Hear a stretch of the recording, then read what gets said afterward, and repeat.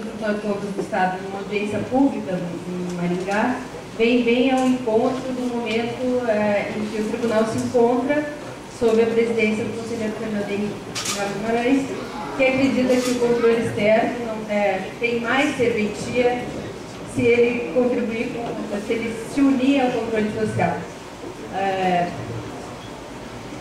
Eu tenho que contar com um pouquinho da paciência dos senhores, porque eu não venho trazer uma solução técnica para a destinação do lixo. Eu venho dizer como o tribunal pode colaborar com as pessoas que pensam nas soluções técnicas, né? Venho falar sobre a auditoria operacional que o tribunal vem fazendo desde 2008. Essa primeira tela a gente pode até passar, é só para mostrar que, por que o tribunal está entrando na área ambiental, como, com que competência. O tribunal pode abrir, iniciar processos de auditoria sobre temas que ele defina sem problemas, tem a previsão no regimento interno, na lei orgânica e na Constituição Federal para isso.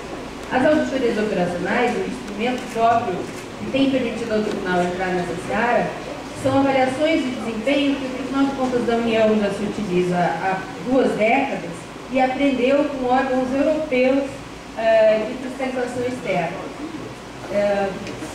O Tribunal de Contas do Paraná integra com outros 32 tribunais de contas do Brasil, subnacionais, estaduais e municipais, esse programa de modernização do controle externo que vem capacitando-nos para fazer essas auditorias de desempenho, essas avaliações de desempenho. As auditorias já realizadas são essas aí. Em 2008, o piloto foi na área de educação. O Tribunal de Contas do Paraná avaliou a formação continuada de professores de ensino fundamental. Em 2009, nós avaliamos a estratégia de saúde da família no Estado. E em 2010 e 2011, partimos para a área ambiental. Em 2010, o Tribunal produziu uma avaliação sobre as condições de prestação de serviços de esgoto nas 3 regiões metropolitanas do Estado, Curitiba, Maringá e Londrina, que juntas somam 59 municípios.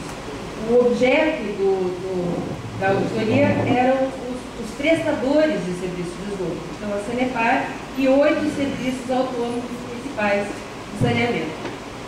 Essa auditoria foi concluída e hoje, quando viajava para cá, ela deve ter passado em plenário, na sessão plenária do tribunal, se isso de fato aconteceu, eu ainda não sei dizer. Na semana que vem, esse relatório já está disponível na internet, no site do tribunal, para consulta dos senhores. Em 2011, desde junho de 2011, a equipe tem trabalhado na área de resíduos sólidos urbanos. O nosso foco nesse subtema foi a disposição final dos resíduos sólidos urbanos no Estado, e esse trabalho se desdobrou em 3 produtos, na realidade. O primeiro deles é uma avaliação do desempenho do IAP no licenciamento do Instituto Ambiental do Paraná, não sei se todos são paranaenses aqui presentes, então é necessário apresentar, né, o IAP. O primeiro produto é uma avaliação do desempenho do Instituto Ambiental do Paraná no licenciamento e na fiscalização das áreas de disposição final de resíduos sólidos urbanos. O segundo produto é um panorama do gerenciamento dos resíduos sólidos urbanos no Estado. E o terceiro é um acompanhamento do plano de encerramento do aterro de Curitiba, o vulgo Cachimba, né? Então, o trabalho de 2010 já está concluído, já está sendo votado. E desses trabalhos de 2011, da Cachimba ainda está em planejamento, está coletando dados. O panorama já tem seus dados coletados e está em análise pela equipe. E o do IAP já tem um relatório elaborado também que está na mão do gestor, está na mão do diretor-presidente do IAP para que ele comente os nossos achados de auditoria, os problemas que nós identificamos. Quero falar uma coisinha só sobre a natureza desse trabalho, as auditorias operacionais. Algumas características dela que eu gosto muito de dizer, porque elas revelam que tipo de trabalho, que tipo de produto vocês vão encontrar lendo o nosso estudo, né? Primeiro, em relação ao exame da materialidade, se o negócio do tribunal sempre foi avaliar o montante de recursos aplicados e a forma de aplicação, na auditoria operacional, as considerações sobre a concepção e os resultados são mais importantes, às vezes, do que o volume em si de recursos empregados. Uma segunda característica é que o ciclo das auditorias operacionais dá voz não só à sociedade, como aos operadores, os executores de ponta dos programas ou das políticas públicas, né? Então, no caso do IAC, por exemplo, nós entrevistamos todos os técnicos que vão a campo fiscalizar os aterros e os lixões para conhecer os principais problemas. No caso da auditoria na saúde, nós entrevistamos beneficiários do programa, não só nos postos de saúde, mas também batendo na casa deles, com uma amostra estatística válida, com metodologia própria, para conseguir afirmar, tecer opiniões sobre o desempenho do programa. Uma outra característica é que ela estimula boas práticas, ou seja, não tem um caráter simplesmente punitivo, encontrar o problema e aplicar uma sanção, mas sim estimular boas práticas e difundir boas práticas. E gerar subsídios ao controle social. Uma outra característica que é institucional é que a lei, uma vez aprovado o relatório, o tribunal retorna ao auditado, nesse caso voltará ao IAC e aos municípios que nós visitamos dentro de 1 ano e 2 anos para ver a evolução daquilo que foi avaliado.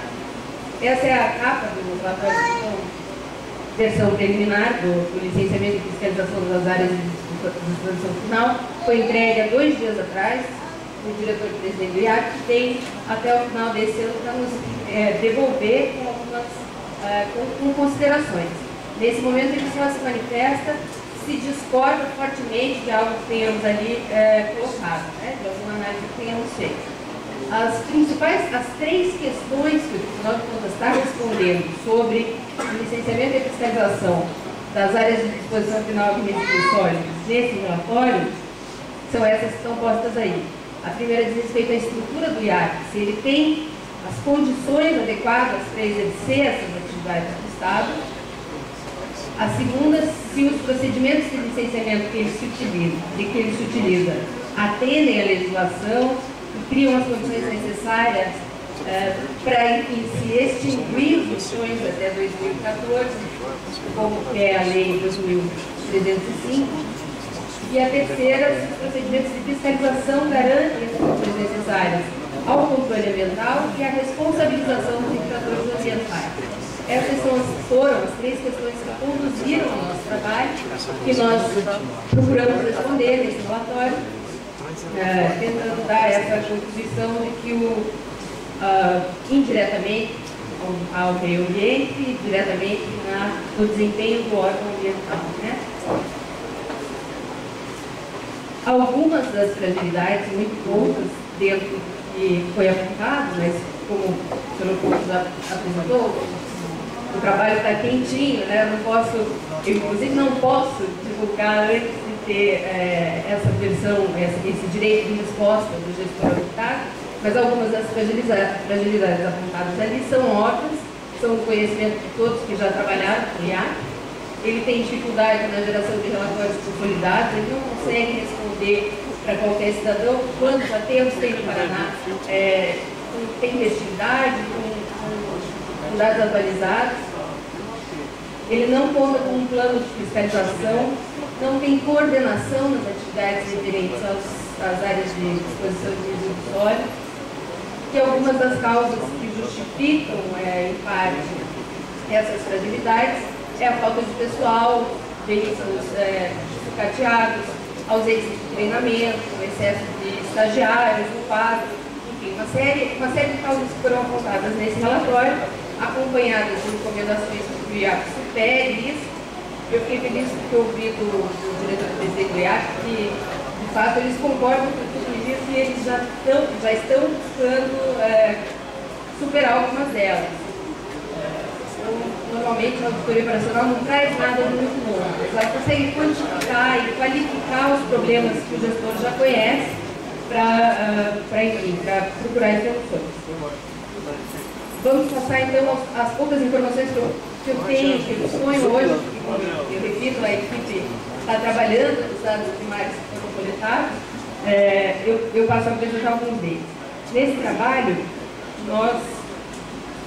o IAC, não sei se todos sabem, tem uma gestão descentralizada em 21 escritórios regionais no estado do Paraná.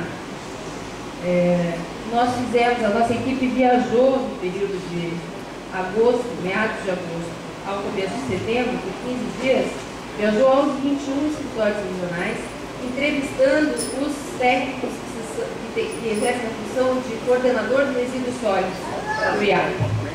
Além disso, com esse técnico, nós visitamos 90 municípios no Paraná todo para visitar a área de disposição final.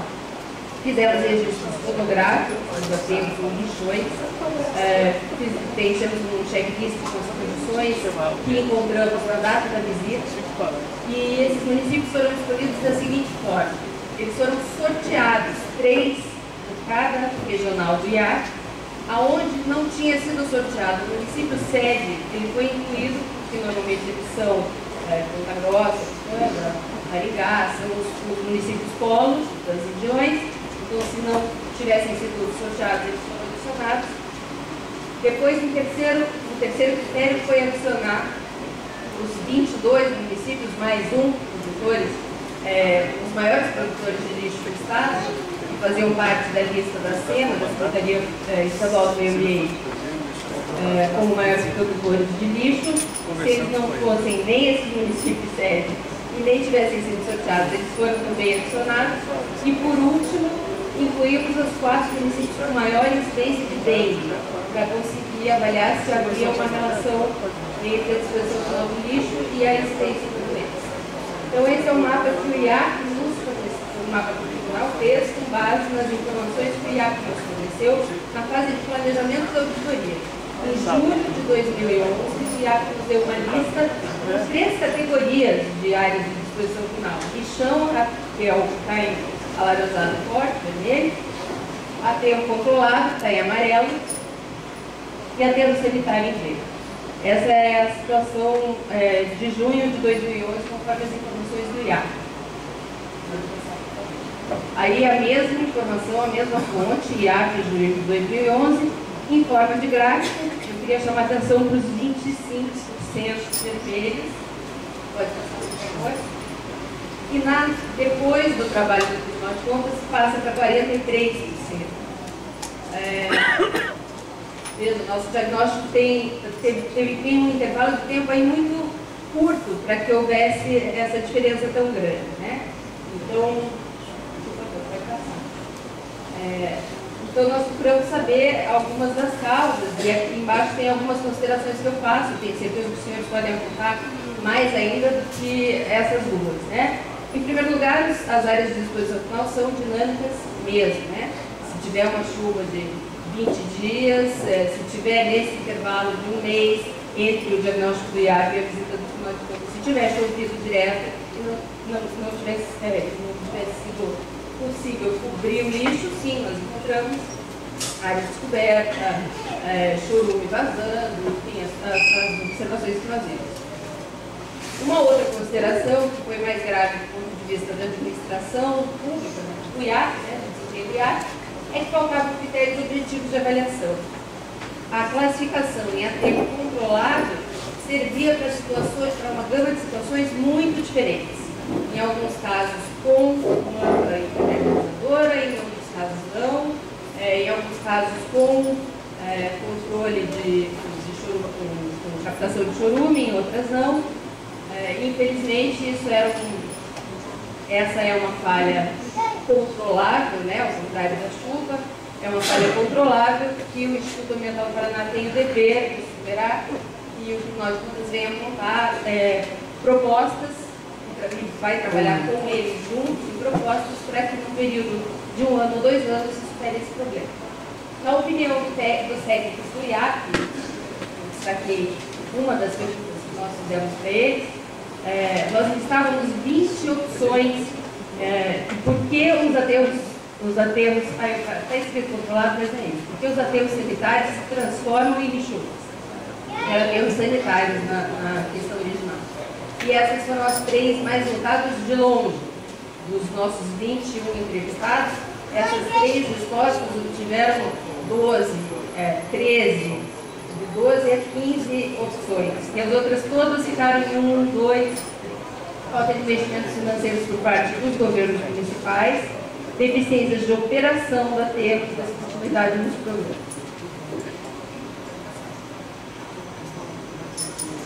Aqui eu listo outras informações que o Tribunal de Contas poderá disponibilizar em breve, quantitativamente, qualitativamente. São dados que foram coletados pelo Tribunal. Em primeiro lugar, os técnicos do IAC, entre outras coisas, nós também perguntamos que percepção eles têm sobre os fatores que dificultam a obtenção das licenças. Nós sabemos que, em muitos casos, os empreendedores, o processo de licenciamento, de licença, de obtenção da licença ambiental, emperra por falta de documentação dos empreendedores, por dificuldades de atender as exigências do IAC. Nós também procuramos esmiuçar esse problema e perguntamos não só aos técnicos do IAC, mas também aos municípios o que é que dificulta a obtenção das licenças. Também medimos o tempo médio que o empreendedor leva para conseguir ter o seu processo de licenciamento. Um dos capítulos do relatório do IAC, aliás, nós fizemos uma perspectiva de aumento da demanda do órgão em relação como contraponto a essas deficiências estruturais que ele tem.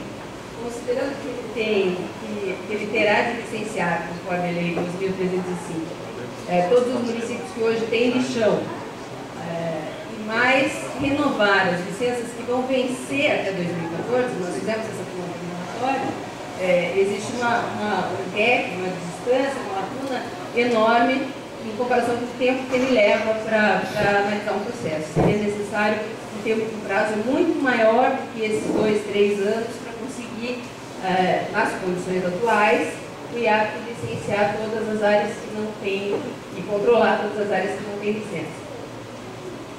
O panorama em si, o panorama do gerenciamento dos resíduos sólidos urbanos no Paraná, é um apêndice daquele relatório que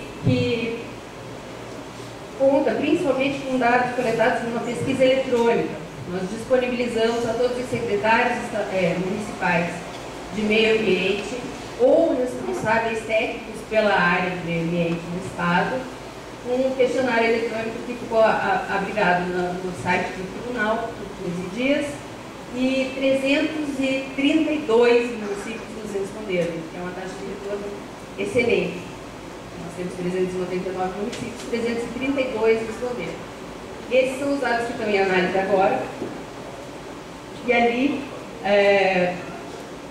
algumas coisas que nós vamos extrair dali dizem respeito à estrutura de gestão e ao financiamento das ações de lixo. Nós perguntamos, por exemplo, se os municípios têm uma secretaria especial, alguém responsável pela área de resíduos, se tem Conselho Municipal de Meio Ambiente nos municípios do Paraná e quais são as atribuições do Conselho, se é deliberativo, consultivo, etc. Se ele cobra taxa de lixo ou não, e como é cobrada essa taxa, se é no IPTU, se é de outra forma. Nós fizemos algumas perguntas também visando saber se os municípios do Paraná conhecem o lixo que tem, conhecem os resíduos que tem, em termos de volume e de composição. Nós fizemos perguntas sobre coleta seletiva e educação ambiental, sem dúvida, se há separação de resíduos especiais nos municípios, detalhes sobre a área de disposição final, porque se nós simplesmente colocássemos ali o município tem aterro, lixão ou aterro controlado, nós cairíamos naquele mesmo problema original de uma classificação pobre. Então aqui nós detalhamos, você tem a área onde o município dispõe os resíduos no solo, é impermeabilizada, tem coleta de gás, tem coleta de chorume, tem um tipo de tratamento, etc. Tem estrutura de área de terra, isso vai aparecer aí na pesquisa. E daí algumas questões subjetivas também, quais são as dificuldades de operação e manutenção, quantos são os passivos ambientais de áreas antigas com as quais o município também tem que lidar, porque a gente está falando de um problema atual e o município também tem que lidar com o problema das áreas anteriores, né? E quais são as dificuldades que os municípios entendem tem para atender ao que dispõe a lei 2025. Eu estou finalizando, essa é a página do Tribunal de Contas tal como ela está hoje, eu queria só mostrar que aqui nessa fileira de botões, de banners, o penúltimo é o das auditorias operacionais. Clicando ali, os senhores encontram uma descrição bem detalhada sobre esses trabalhos que foram realizados e os relatórios que já passaram em plenário. É aqui que vai aparecer o panorama publicado, a expectativa é que seja em fevereiro do ano que vem, espero não passar disso realmente. É aí que vai estar publicado o relatório também sobre o IAC, talvez um pouquinho mais tarde, talvez em março. E também vou aproveitar essa imagem para dizer que entrou um banner mais recentemente, que chama Enquete de Pesquisas, que todos estão convidados a responder lá, que a área da saúde acham que o tribunal deve atuar no ano que vem. Pode passar a tela, por favor. Eu finalizo então só repetindo que até dia 15 de janeiro tem essa enquete, em que nós perguntamos para a sociedade que área do grande tema de saúde o tribunal deveria atuar, e deixo o meu contato, telefone e e-mail para futuros contatos. Peço desculpas mais uma vez por não trazer elementos técnicos da área de resíduos. A nossa contribuição é indireta, colhendo dados primários sobre a atuação do órgão ambiental, mas como o Cacique falou, o prefeito falou, e eu tenho certeza que todos concordam. O Tribunal de Contas também acredita que é só uma rede de controle que a gente vai conseguir chegar a algum lugar. Não é o órgão, não é a prefeitura, não é uma associação, mas todos juntos. Obrigada.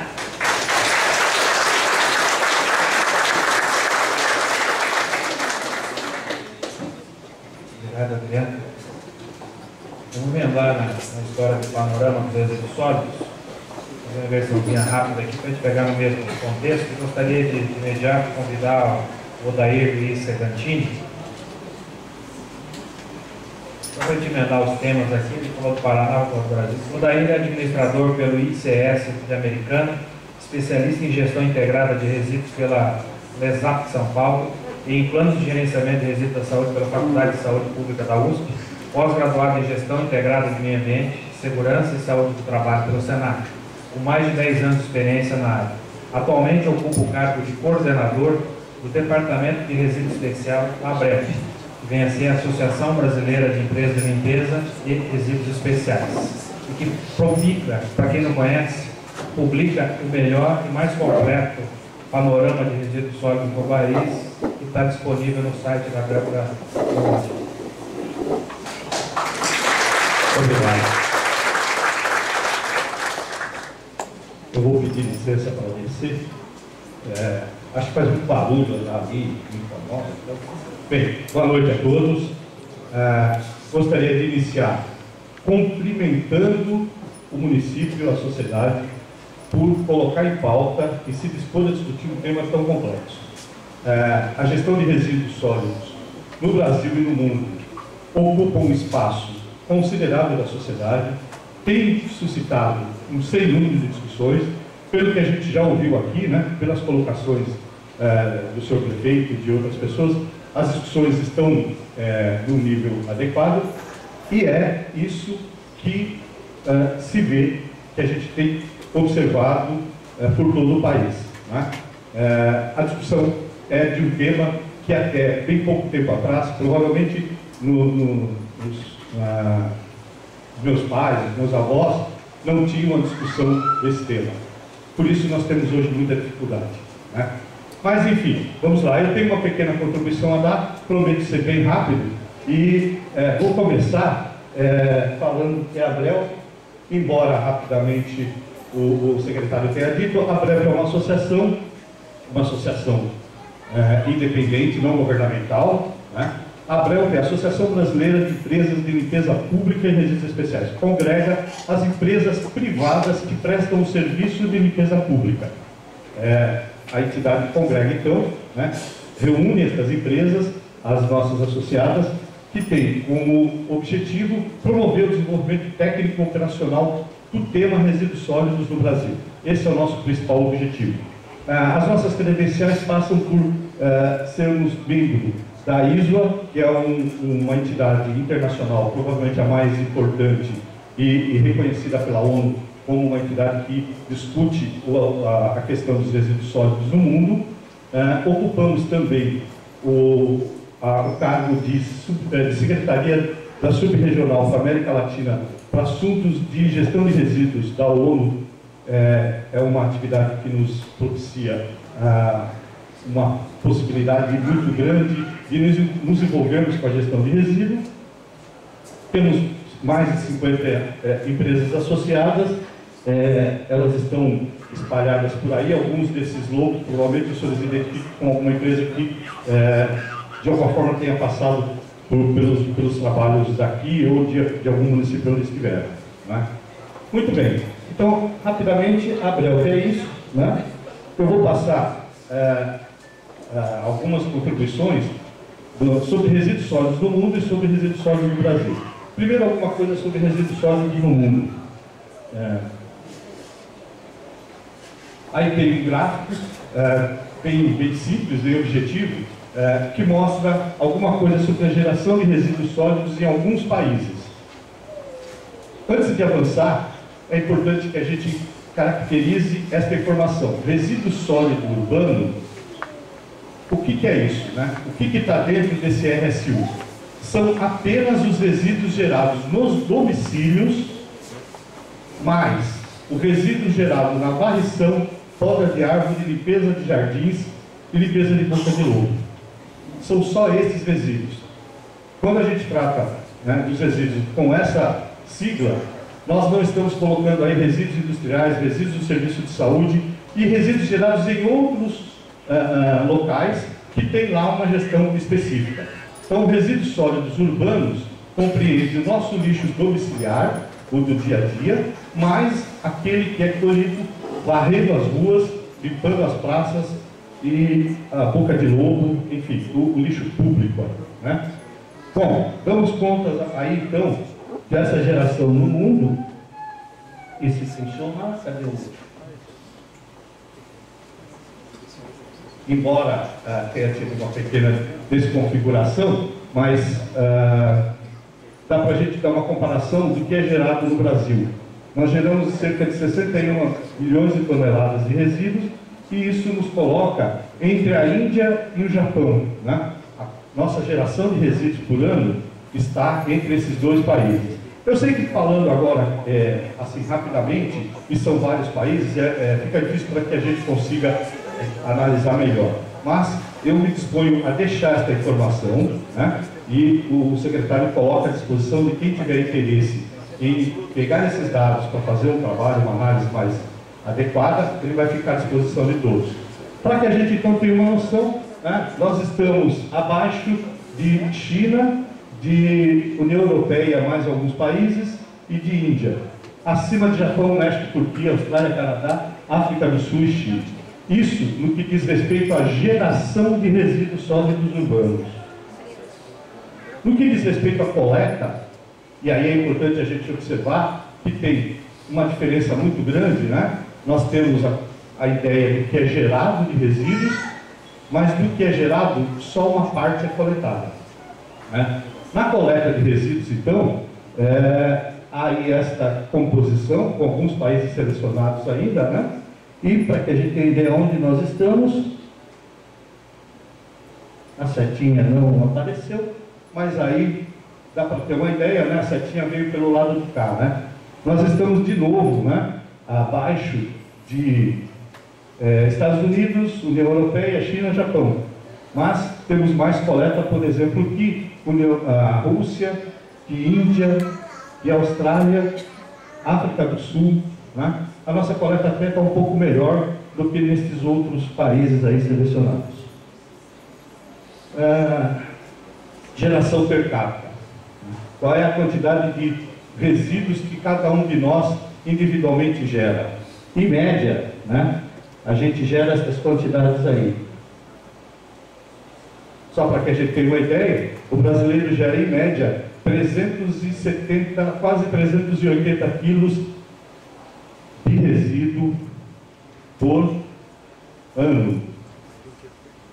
Nós estamos ali entre Portugal e Japão. Geramos mais, por exemplo, que os nossos irmãos da Argentina, mais que China, Chile. Essa é... Obrigado.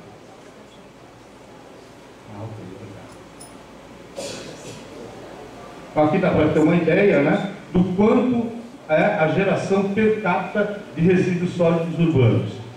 Do que nós estamos falando aqui? A média Brasil é quase 380 quilos de resíduo por cidadão. É um número absolutamente considerável, não? Mais um outro dado, comparando alguns países, né, deste resíduo gerado, né, em alguns países adicionados, o quanto, né, vai para aterro sanitário, o percentual que é destinado a aterro sanitário. E aí a gente começa a poder fazer algumas comparações, né? O primeiro, Turquia, México, Grécia, China, Austrália, né? O primeiro país considerado um país top, né, Reino Unido, ou pelo menos o grupo de países que compõe o Reino Unido, está aqui embaixo. Né? Só para que a gente tenha uma ideia. Uma outra informação, com relação à destinação de resíduos sólidos urbanos, né, o que vai para a recuperação energética no mundo. Então, esse trabalho mostra que, por exemplo, no Japão, 74% dos resíduos sólidos urbanos são destinados à recuperação energética. E aí tem toda uma escala aqui que mostra, vamos pegar, por exemplo, na Bélgica, né, 34% dos resíduos urbanos gerados na Bélgica são destinados à recuperação energética. E aí o que fica na reciclagem mecânica? Né? Um outro grupo de países, né? Então, por exemplo, Portugal, 8,6% dos resíduos urbanos gerados em Portugal são destinados, ou pelo menos em 2005, né, estavam sendo destinados para reciclagem mecânica. Ok? Bem, feita essa rápida passagem por resíduos do mundo, vamos fazer uma comparação com alguns dados do Brasil. Esta informação dá conta da geração de resíduos sólidos urbanos em toneladas ano no Brasil, total Brasil. 2010, 60 milhões de toneladas de resíduos gerados. Observem aqui uma comparação com 2009, um crescimento de 6,8% na geração. Para que a gente não se sinta seduzido a achar que isso aconteceu porque de 2009 para 2010 a gente teve um aquecimento da economia, eu coloquei aqui a comparação com 2008 e 2009, onde a economia não teve todo o dinamismo deste período. Todavia a geração de resíduos também foi mais ou menos da mesma ordem, em torno de 7 para 8, de 6 para 7. Então a geração de resíduos nossa tem sido, né, tem mantido um crescimento considerável de ano a ano. Né? Qual foi o crescimento da geração de resíduos por habitante ano? De 2009 para 2010, 5,3% aumento da geração de quilos habitante ano.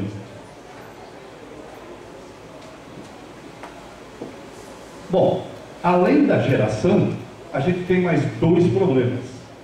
Né? Do que é gerado, o quanto é coletado. E do que é coletado, para onde é destinado.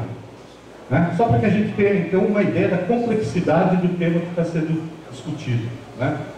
Nós temos o volume gerado, o volume que é coletado e o que é feito com o coletado. Então, os dados de 2010 dão conta de que, daquela quantidade, você se lembra aqui, era um pouco mais de 60, né? Daquela quantidade, só 54 tiveram coleta. Ou seja, mais de 10% sequer foi coletado. Lembrando que eu estou falando média Brasil, né? Mas mais de 10% do resíduo urbano gerado no país não teve coleta.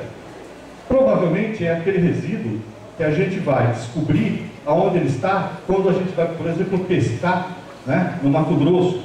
Quem gosta de pescar lá naquela região maravilhosa do Mato Grosso, acaba chegando lá e encontrando algumas coisas lá que, infelizmente, estão lá. Provavelmente a razão disso é essa diferença que tem entre esse número coletado e o número da geração. Bem, como se não bastasse isso, entre eles ainda nós temos esta outra realidade, considerando que a disposição adequada naquele momento que esse estudo foi feito era aterro sanitário, né? Quase metade não foi para um aterro sanitário. Aqui eu considero que lixão não é destinação adequada. Ok? Só é destinação adequada a um aterro. Um aterro, o que é? É uma obra de engenharia destinada a confinar os resíduos de modo que ele não cause nenhum dano ao meio ambiente. Isso seria um aterro. Qualquer coisa diferente disso é inadequado. Então nós temos que, daquele total coletado, só esta parte, aliás, esta parte toda não teve destinação correta. Muito bem. Um outro dado que eu pensei do panorama foi essa informação. É uma informação bastante interessante que dá conta, né, de existência de processos de coleta seletiva. Aí cabe uma explicação. Primeiro, o que é o panorama? O panorama é fruto de uma pesquisa direta feita junto aos municípios, junto ao gestor público. É um questionário que o gestor público responde, né? A partir da resposta dele, a gente faz submete a uma metodologia científica, extrapola e consegue ter todos esses dados. Então, é uma resposta espontânea. Espontaneamente, cerca de 42%, né, dos municípios informaram não ter nenhuma iniciativa de coleta seletiva. Nenhuma iniciativa. Uma iniciativa de coleta seletiva pode ser um posto de entrega voluntária de alguma coisa em qualquer ponto da cidade. Então, os municípios declararam, quase 50% dos municípios declararam não ter nenhuma iniciativa. Esse é o dado da realidade do Brasil, né? Muito bem.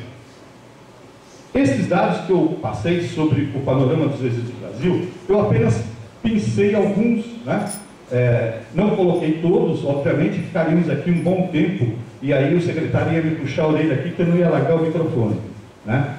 Eu só acrescentei a eles mais um dado que é mais de interesse do grupo, né? Que tem a ver com dados do estado do Paraná, né? A geração de resíduos só do estado do Paraná dá conta, segundo o estudo, dessa quantidade, né? A geração quilo-dia por paranaense dá a média de quase 1 quilo-dia, né, de resíduo sólido urbano por paranaense. E alguns outros dados do estado do Paraná. Todos estes dados, né, o conjunto todo, com estas informações, mais algumas outras de outros estados, agrupados por região, algumas informações para o estado e algumas conclusões, estão no documento que a gente vai mostrar depois qual é. Nesse documento, a gente fez uma síntese e chegou a algumas conclusões, né? Primeiro assim, o aumento da geração. Nós tivemos um incremento de 7% no volume de resíduos sólidos urbanos de 2009 para 2010 e no mesmo período a população cresceu apenas 1%. Ou seja, nós temos um crescimento constante, considerável na geração de resíduos sólidos urbanos, né? Nosso modo de vida, e aí podemos entrar por uma outra seara de discussão, né? Se o crescimento econômico, se é o consumismo, seja lá o que for, mas é um problema de uma outra área, né? Na verdade, para resolver a questão de resíduos, a gente tem que levar em conta que a gente está gerando mais de 7% de resíduo ao ano. Esse crescimento é constante. Isso significa dizer que daqui a 10 anos nós vamos estar gerando o quê? O dobro do que nós estamos gerando hoje de resíduos. Então, pensar hoje a solução tem que levar em conta que essa solução não é para a quantidade de hoje, né? Ela tem que levar em conta o quanto nós vamos gerar daqui 10 anos, que provavelmente é o dobro. Se o prefeito falou aqui em 300 toneladas dia, né? Daqui 10 anos estaremos gerando algo acima de 600 toneladas dia. Então a nossa solução tem que ser uma solução concreta, que preveja esse tipo de dificuldade. Deficiência na coleta. Olha só, 11% dos resíduos não são coletados. Esses 11%, mais ou menos, né, dá conta de problemas de descarte relativos muito à nossa cultura. Provavelmente todos os senhores aqui têm o cuidado de, ao ter um papel para descartar e não ter próximo uma lixeira, colocar no bolso e levar para um local onde seja oportuno. Mas esta não é a realidade da nossa sociedade. O Brasil não é assim, né? Nós temos regiões onde as pessoas não conseguem pensar assim por várias razões. Então, nós temos que resolver um problema de coleta. Antes até, ou durante, ou em paralelo ao que fazer depois que a gente coletou. Tá certo? Disposição final inadequada, a gente até já falou, né? Coleta seletiva, poucos municípios têm iniciativa. E eu queria chamar a atenção para um outro item extremamente importante. Este número aqui. Este número, que é quase R$10, é o quanto se dispõe por cidadão, esta é a média Brasil, volto a dizer, por cidadão, para dar conta do serviço de limpeza pública. R$10, quase R$10 por pessoa por mês, para dar conta do serviço de limpeza pública. E aí eu pergunto,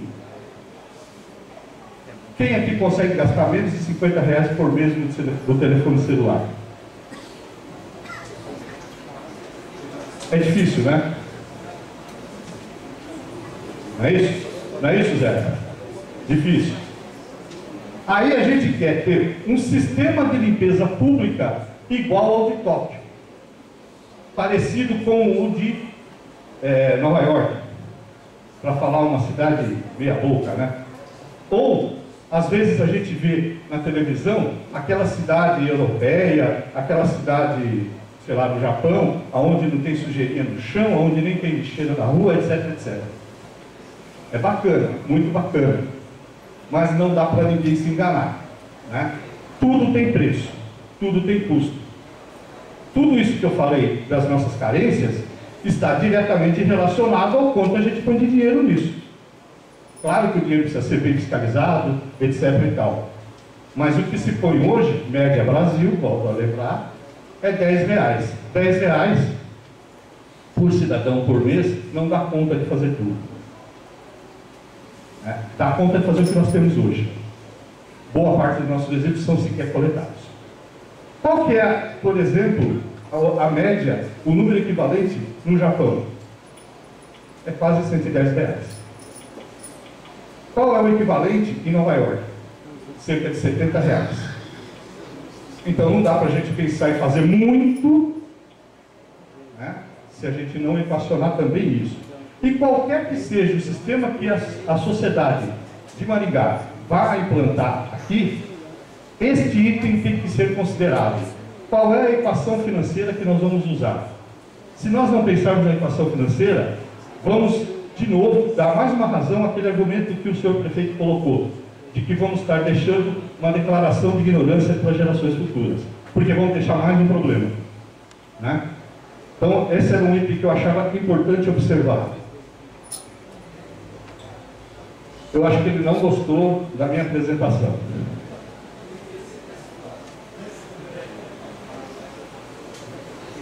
Muito bem. Eu falo ali também de última linha ali, né? De uma questão que o meu amigo Zé Carlos ali sabe muito bem, o problema da gestão dos resíduos do serviço de saúde é uma particularidade, mas, enfim, também temos um problema de como custear esse tipo de resíduo, assim como outros resíduos perigosos, embora a responsabilidade seja do gerador, né? E aí a coisa toma um outro rumo. Muito bem. Já estou terminando, gente. pouquinho de paciência, né? Opa, agora vai. Então, ó, a maioria dessas informações que eu passei, elas estão nesse documento que eu trouxe um aqui, que se chama Panorama dos Resíduos Sólidos, né? Essa é a edição 2010. Até março, provavelmente, do próximo ano, a gente tem a edição 2011, né? Mas aqui já tem uma porção de informações. Qual é o objetivo desse documento? Esse documento foi criado pelas empresas associadas à Abrelco para que a gente pudesse entender do que nós estamos falando, né? Qual é o volume, quanto a gente tem, quais são as características.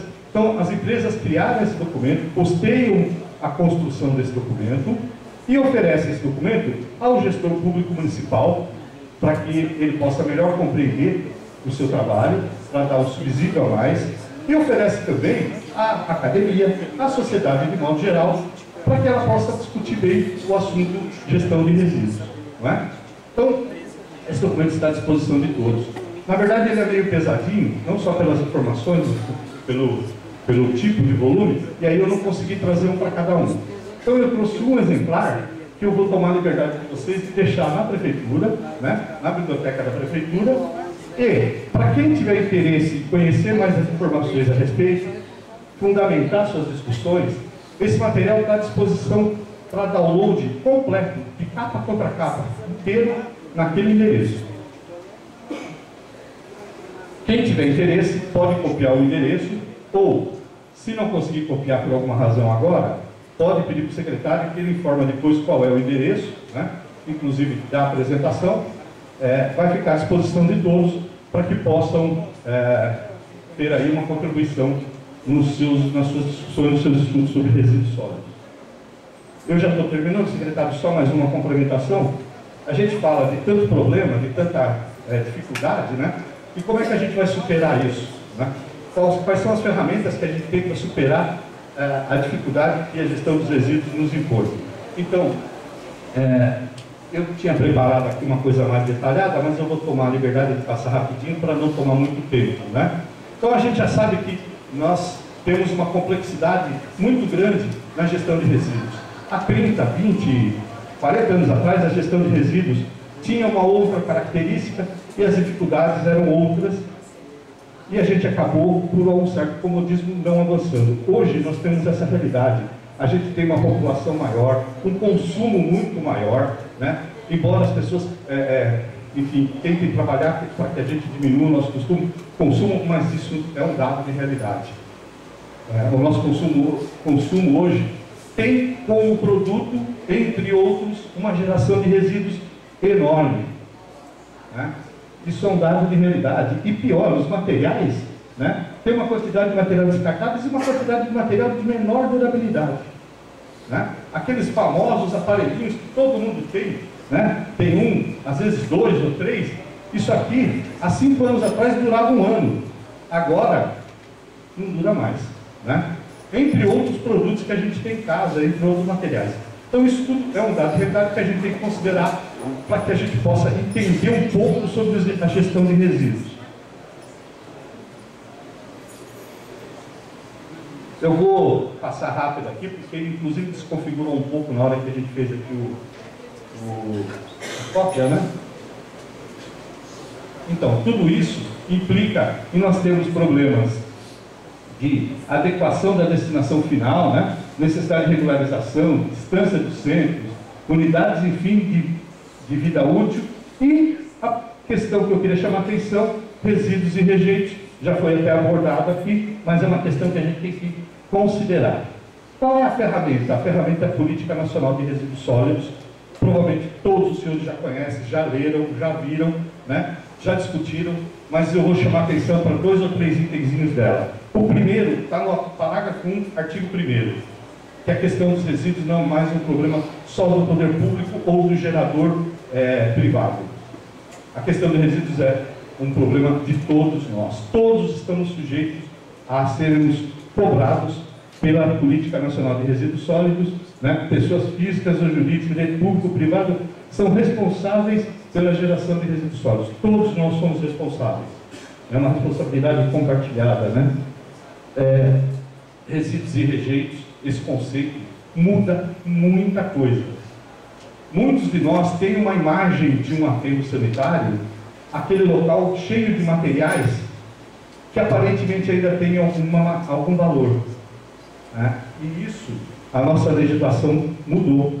Nosso pensamento tem que ser que não podemos mais admitir aterros sanitários para resíduos. Aterros sanitários ou destinação para resíduos é um passo, não é o final. Ainda tem um segundo passo, né? Só vai estar devidamente destinado àquilo que for rejeito. Então esse conceito é importante que a gente tenha em mente, né? Os estudos, conforme a doutora apresentou ainda há pouco, mostram situações inadequadas para destinação de resíduos. Provavelmente o próximo estudo que ela fizer nesse tema vai ter que abordar a destinação de rejeitos, o que é muito mais complexo, né? Como é que a gente vai aferir se o que está indo para lá é ou não é rejeito? É muito complicado, mas é um desafio interessante.